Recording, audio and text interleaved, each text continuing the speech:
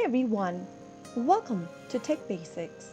In this video, I will be guiding you through how you can change your birthday on Peacock account. To change your birthday on Peacock is a straightforward process. First of all, open up a web browser of your choice. Go to the URL box and type in peacocktv.com and search. Also make sure that you are logged into your Peacock account. Once you are logged in, click on your profile avatar at the top right corner from the home page. Under Who's Watching, select one of your profile that you want to change your birthday on.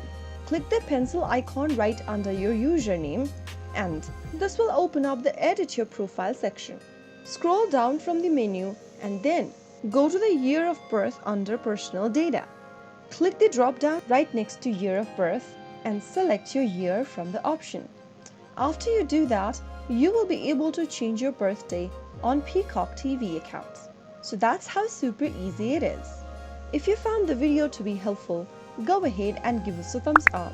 Don't forget to subscribe to the channel by hitting the subscribe button. Press the bell icon so that you'll never miss another upcoming upload from us. I will see you again in the next episode. Thanks for watching.